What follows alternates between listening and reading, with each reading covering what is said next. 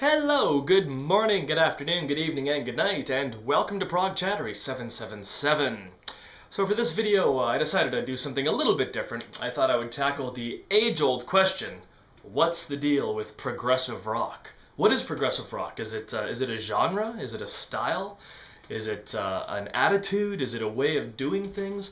It's one of those phrases that doesn't really have a nice clear-cut definition. So I thought I'd throw this video up to at least try and convey my impressions of what it means to be a progressive artist. And I should say from the outset that I'm fundamentally against the idea of, subdividing and categorizing music into different genres. As far as I'm concerned, if music touches the heart and touches the mind, then it's good, valid music. But that said, progressive rock, prog rock, it's a big enough term and phenomenon to warrant a bit of conversation. So here we go. If we start out just talking about the word progressive, at least in the context of art, what comes to my mind is, fresh ideas. It's about the spirit of adventure. It's where an artist seeks to push the boundaries of a given art form to hopefully, expand people's conceptions and ideas of what that art form is. It's a process of evolution. And if you get right down to it, there have been progressive artists right since the dawn of time when humans first started creating art. Music and art would not have progressed the way it had up to today if it weren't for progressive-minded artists all the way through the centuries. So it's not like, it's not necessarily quite like the textbook definition. If you look up progressive rock in Wikipedia, it'll say, well, it's a thing that started in England, and it, started in the late 60s and early 70s that employed such features like long songs and concept albums and fantasy lyrics and whatnot. And, if you're going to take the two words literally, progressive rock, I guess, that does make sense to a certain degree. But to my mind, there's been progressive artists right the way through the centuries. Obviously, what is very notable about the 60s period, 60s and 70s period of progressive rock is it's the first time that genuinely progressive and innovative ideas in music had reached a certain level of mainstream success, acceptance, and acclaim. So that's very notable. It's also where we coined the term progressive rock. It was essentially just a marketing tool to, lump all those different bands together. But all those bands of that period sounded totally different, and so they should. To be progressive is all about finding new ideas and doing something new and original, right? So in that sense, prog can't really be a genre thing or a stylistic thing because it, in essence, is progressive rock is many genres. It's a confluence of different ideas in order to create something new. But yeah, my point is there have been progressive artists that have been there, since the dawn of time, and they've carried us through the centuries, and it's how music has evolved. But if I were to go all the way, back, then it would be, an exhausting video. So I'll try and keep the topic of this video progressive music of the 20th and 21st century. And if we talk about the first half of the 20th century, a very notable artist would have to be Stravinsky, who was, of course, a classical composer and, again, very progressive mindset. His compositions such as the Firebird Suite or the Rite of Spring were, had very, very challenging ideas in them. He employed dissonance in a way that had never been employed before. The use of crazy time signatures to create an unexpected, jangly sort of feel.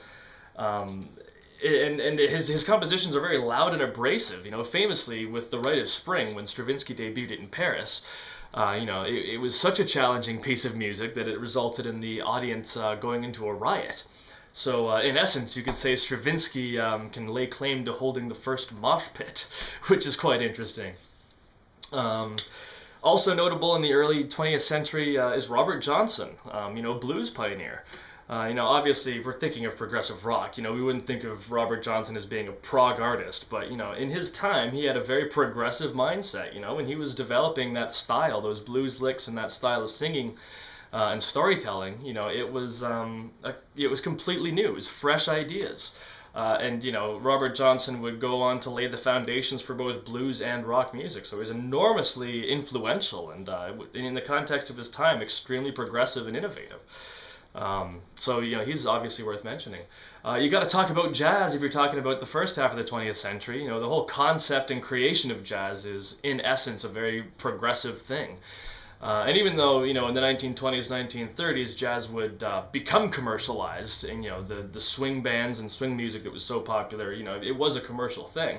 There were still lots of great subgenres of jazz that were happening that, were loaded with creative, ambitious attitudes. I'm thinking specifically of, bebop that was happening in the 40s and 50s.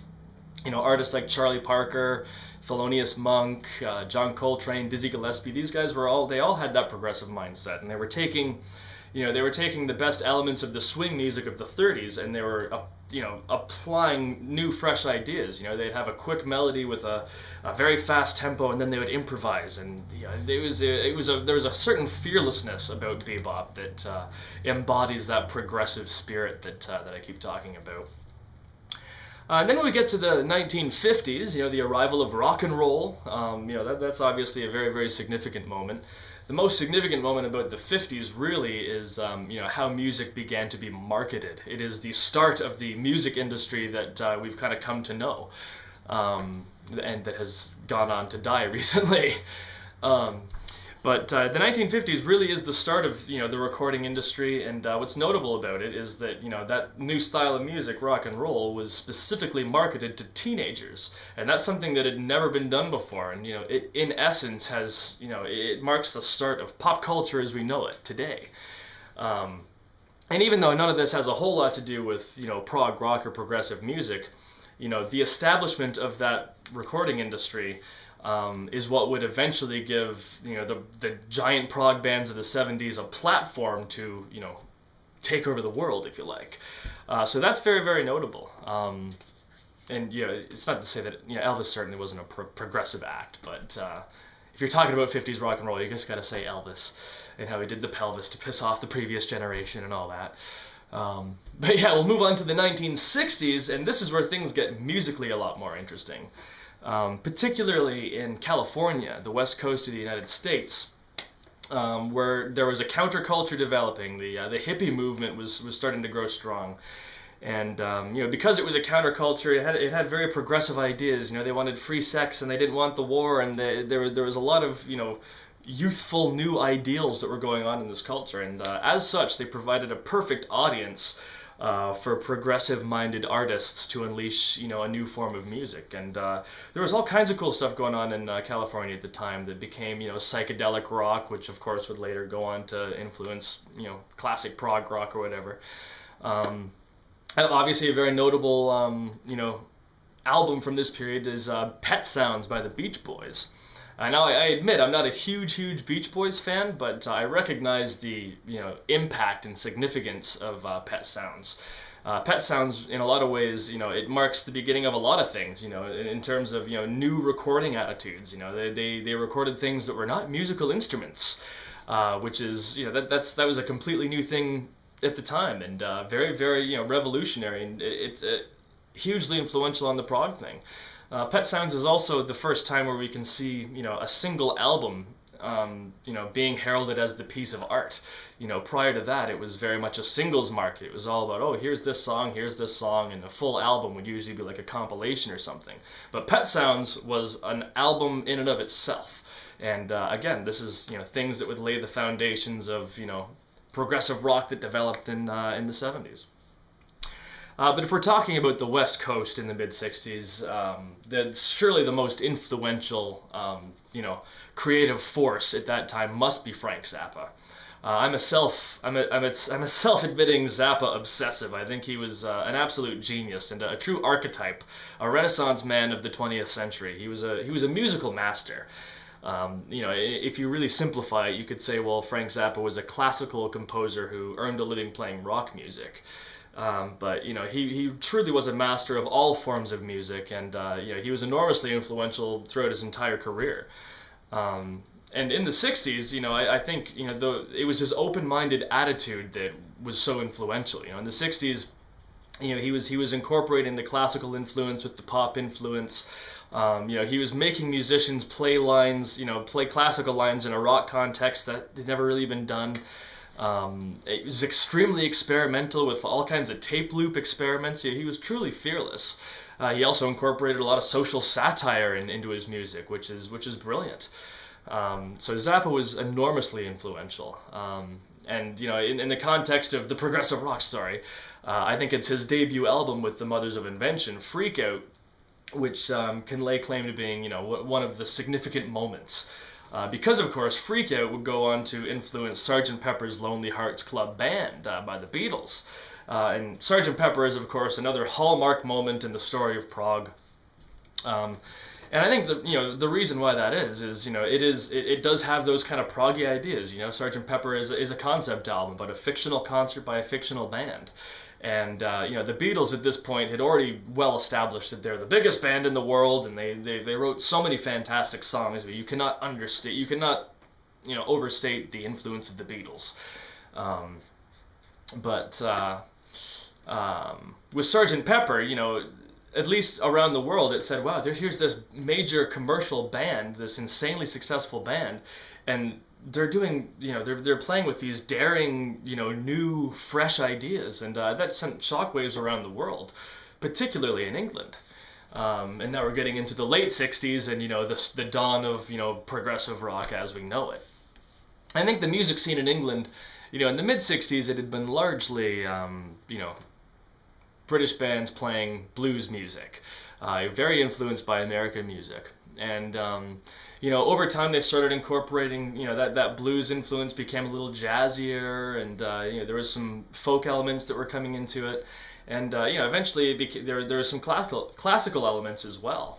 And I think what's so unique about a lot of these early bands, I'm thinking, bands like Procol Harum, The Nice, Pink Floyd, early Pink Floyd, the Soft Machine, is that they were doing all this, they were incorporating all these different elements, but they were doing something quintessentially English. And maybe you could say that by the time we get to late 60s in Britain, the empire had been long gone, and there was perhaps a real desire for some national identity and some national pride. So a lot of these bands in the late 60s, early 70s started incorporating, their own heritage into their music to create a more distinctly European sound, which I think is fantastic. And it's the first time we hear that real Euro sound in a popular music context. So that's certainly interesting. I just mentioned the Soft Machine. They're a very notable band because, of course, they're a part of the Canterbury scene. And that's another influential thing that was kind of happening alongside these bands. You could say the Canterbury bands were a little bit more closer to jazz than they were to rock, but they still exhibit that progressive spirit and that sense of adventure and what can we do next. So that's all well and good. Jimi Hendrix would have been enormously influential at this time. Of course, he made his name in England and then went back to the States. And again, even though you wouldn't call Jimi Hendrix a progressive rock artist in and of himself, it was the way he played his guitar, and it's that progressive spirit, that sense of adventure, and what can I do with my given instrument that has never been done before? That's a very progressive attitude and enormously influential. And again, you can't overstate how influential Jimi Hendrix was, surely. But if we're talking strictly progressive rock, surely the most influential band in the late 60s in England would have to be King Crimson, of course.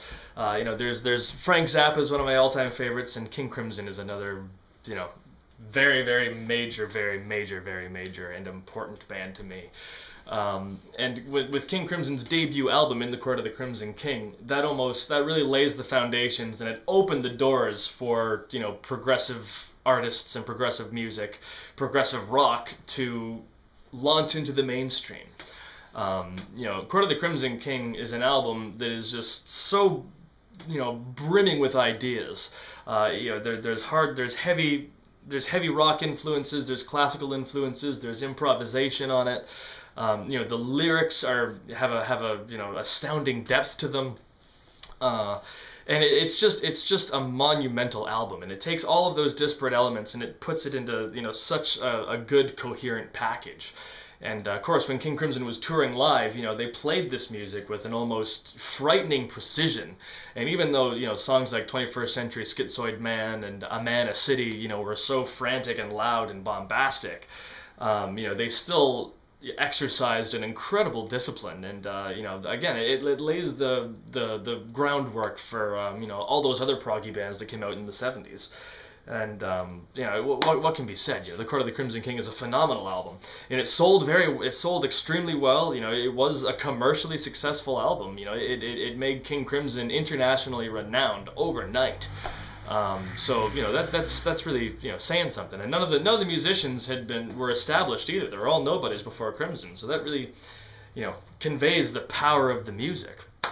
That album influenced almost all of the bands that came after it in that progressive scene. Bands like Yes and Genesis and Gentle Giant. They've all recognized King Crimson as a major influence. But that's not to say that those other '70s prog bands all sound like In the Court of the Crimson King. It's not a case where they were being derivative of it. It's just the fact that Court of the Crimson King opened the doors for those bands to explore their own frontiers and push their own boundaries so far. So all those different bands sound totally different. Yes doesn't sound anything like ELP, doesn't sound anything like Gentle Giant, doesn't sound anything like Pink Floyd, doesn't sound like Van der Graaf Generator. They're all unique. So again, it proves my point. The progressive rock is not really... It's not a question of genre. It's an attitude. It's it's that spirit of adventure. But so many great albums had come out during this period. Yes, it developed a style where they were basically writing full-blown symphonies for a rock band, with albums like Close to the Edge and Tales from Topographic Oceans and Relayer. And ELP was doing the classical thing too, but it was more of a specifically modern classical thing fused with very, very heavy rock. ELP was one of the heaviest bands of the '70s when you think about it. They were bloody loud. And they're fantastic. And Gentle Giant, on the other hand, they didn't really do any long-form epics, but they did, challenge themselves by creating, extremely intricate and complex music. So that's very interesting. And then on the flip side, Pink Floyd created very, very simplistic music, but it still had an atmosphere and a depth to it that was very, very, unique and certainly worthwhile. Jethro Tull they got lumped into that progressive rock thing almost by accident by writing Thick as a Brick, which was originally a satire of the whole thing, but then went on to prove to become a great example of it. So it was just an amazingly creative time, and the best part about it is that these bands were given promotional funding, and they were able to convey these progressive ideas to a mainstream audience. The music industry was also still, fairly young at this stage. And gradually over time, the industry would, gain more and more control over what was getting released. So there is an argument to be made since the '70s. Music did gradually get more and more generic, but that progressive spirit has stayed alive through all of it. So, you can't go by the traditional story of progressive rock that states, oh, then punk came and prog rock died out, and then there was neo-prog, and that was that. Because I think that is a load of journalistic hogwash. Because there was still lots of, immensely creative and vital music that was coming out in the late '70s as well. Obviously when punk hit, it was a cultural shift. By the time you get to '76, '77, the hippie ideals were long, behind everybody, and things didn't quite work out as bright and rosy as the hippies may have wanted it to. So I think, there was perhaps a more hardened edge to the culture, but it was no less, there was no less creative. Punk rock was a thing. It was more of a social phenomenon than a musical one. Musically, punk is just a repeat of the '50s. It's music marketed for teenagers, and originally it was marketed for teenagers, and it was just a return to that straight ahead rock, and it was also designed to piss off the previous generation. So it's punk is a case of history repeating itself. It's just '50s music revamped to fit the '70s. But of course, a lot of those punk bands would, start getting better at their instruments, and they would start thinking more progressively, and they would start thinking about expanding the frontiers of their own style. And then that would go on to become, new wave, as they say. Or I think you're supposed to call it post-punk right now. I have no idea, but those are basically the bands that were too sophisticated to be considered punk bands. and they still exhibit, a great sense of adventure and, the thirst for the unexplored. Talking Heads is a great example of that. They're a fantastic band from here in North America. David Byrne's a great songwriter. The Police are another notable sort of post-punk band. The way that they blended the pop music with the reggae music. Again, those are progressive ideas, bringing different styles of music and putting them together. They may not; these bands may not have been writing the sidelong epics or anything like that, but they're still being creative, and you can still see that they're searching for the new. And in the late 70s, there was all kinds of other good stuff that was being released. Like David Bowie had the Berlin Trilogy in the late 70s, which is a brilliant combination of like popular music and weird ambient textures, which were courtesy of Brian Eno. And Low by David Bowie is a brilliant album, and Heroes is also a brilliant album. That also, of course, has Robert Fripp from King Crimson on it, in addition to Brian Eno. So that's a really good example of good albums in the late 70s. Peter Hamill from Van der Graaf Generator was doing some great stuff, some very vital and experimental stuff with albums like The Future Now, PH7, A Black Box. And Peter Gabriel, even though he was out of Genesis, he was doing some fantastic stuff in the late 70s, early 80s.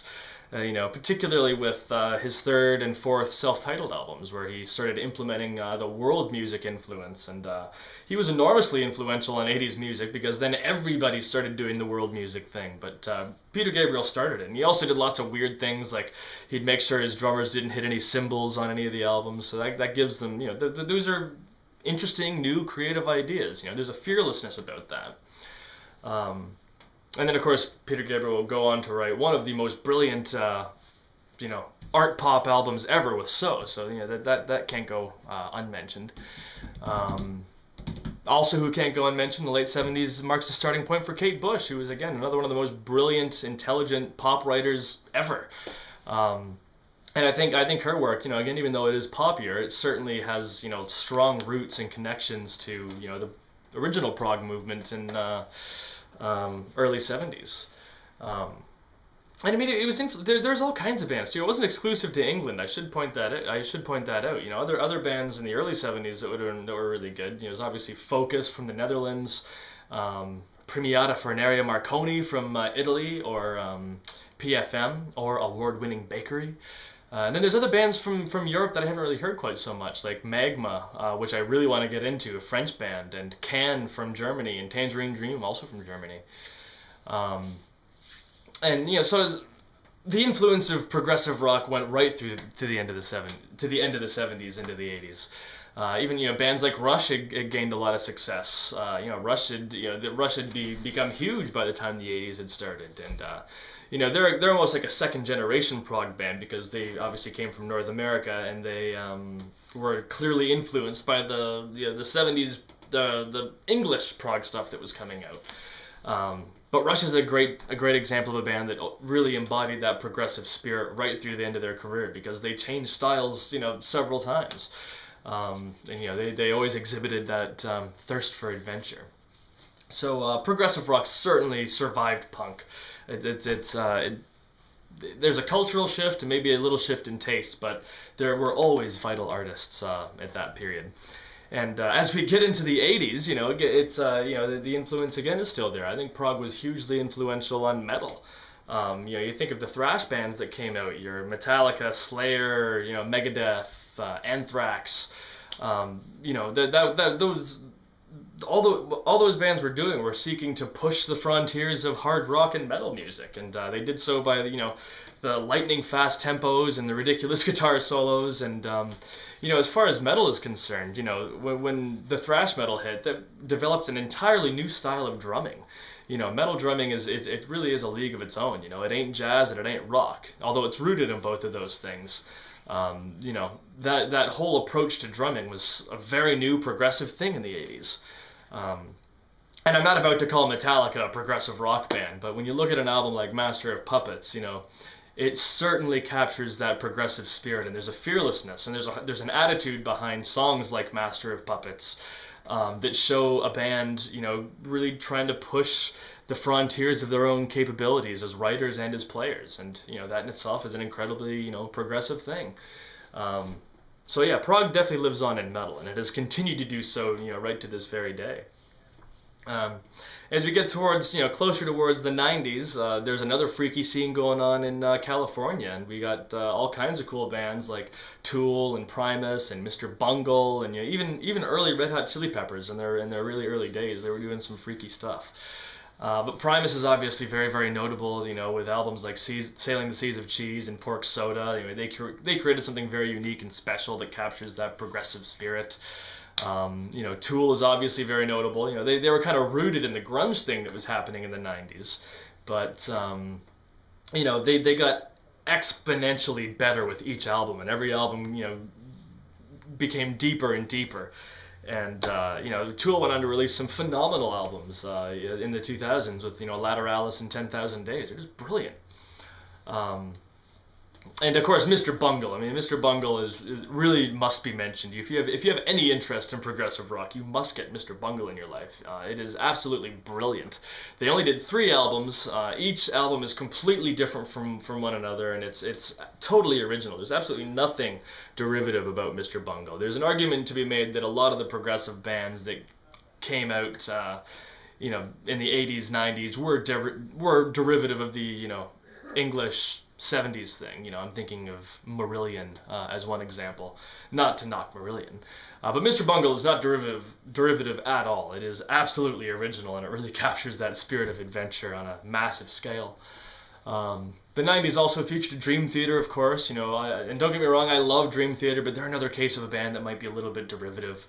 It's not even that Dream Theater is derivative, but Dream Theater they've got so much talent in the band. It's ridiculous how much talent is in that band.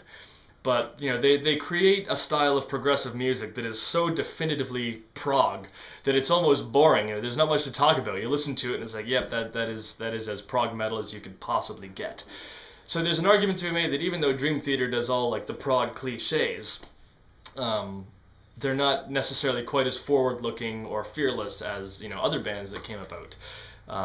Like the Mars Volta, for example. But I'm not knocking Dream Theater. I'm going to do some Dream Theater videos eventually, actually, and you have to give a band that created Scenes from a Memory credence, because Scenes from a Memory is a brilliant concept album. So Dream Theater did very good with that. But if I were to compare Dream Theater to the Mars Volta, I think Mars Volta has a bit of a greater vitality because, again, they exhibit that spirit of adventure and, the thirst for the unexplored and, the quest to conquer the undiscovered. When Mars Volta releases an album, they do whatever they're feeling at that moment, and they're reaching in whatever direction they feel is appropriate for that album. When Dream Theater does an album, they just make the best prog metal album that you can make you could possibly make. So they're both good. It's all a matter of taste, isn't it? The point is that progressive rock has survived well into the 21st century, and there's so many bands out there. I mean, there's a lot of bands that I need to investigate and get into. I'm thinking of Coheed and Cambria. That's a band that I hear a lot about that has apparently done some very, very good stuff. So they're on my list. I've recently gotten into Steven Wilson's music. Of course, he started out in Porcupine Tree in the 90s and became... he was a producer for a lot of albums. He was going and he was remastering all the classic 70s prog stuff, and he produced Ian Anderson's record Tab 2, and he was a very, very busy guy in the engineering side of things. But he has since released a few very, very, very good progressive type albums in the last few years since 2013. Which I may do some chats about. So there's lots of proggy stuff, and it's at the end of the day, it's really not about, it's not about whatever prog cliche it is you're talking about, whether it's the long song structures or the complex music, the dexterity of the musicians, or whatever the lyrics are. It's more about that attitude, and it's about that thirst for adventure. You could almost say that, if you want to really truly define progressive rock, you can't do it by genre. The music itself is probably less important than the attitude behind the creators of the music. And that sounds kind of weird to say because, sometimes the music is incredibly good, sometimes it falls flat, but, I'm just saying this arbitrarily because that's how you would define progressive rock. It's not the style of music that's being played, it's the fearlessness and the ambition and the desire to push the boundaries of the art form forward. And I think that defines progressive rock more than anything else. I'm just about finished here. I had a couple of notes that I want to Just hoping to get out here. Yeah, let's just like a closing note on this already far too long video. Yes, so in conclusion, to me, the music is the most important, it's the closest thing that we have to magic. You know, when you think about what music is physically, it is simply the sculpture of air. It's a form of sculpture. You're changing the shape of the air by way of, you know, emitting frequencies, and what it can do to the human body is incredible. Music can hit you intellectually if it makes you think about something or challenges your ideas. It can, you know, hit you emotionally where, you know, the salty discharge comes out of the eyes and the shivers go down the spine. It affects you physically when you want to dance. So, you know, music is an incredibly powerful thing in our lives, and I think it's very important that, you know, we support artists that have that ambition, that want to do that progressive thing, that want to, you know, push our species' art forward. And, you know, it's nothing to be taken lightly, I don't think. So support your local, you know, progressive rock artist. And, you know, it will enrich your life. Music certainly has enriched my life, and I think a lot of people can say that. There's not many people that don't like music at all. So my point is we should have vital creative people creating the music that decorates our lives. And on that note, I must thank you for putting up with this incredibly long video, but I really wanted to put it together, and I apologize if it got a little too rambly here and there. It kind of turned into a complete history of the progressive spirit from the 20th century onwards, but I hope you enjoyed it. And if you did, please subscribe and like and comment and join the conversation.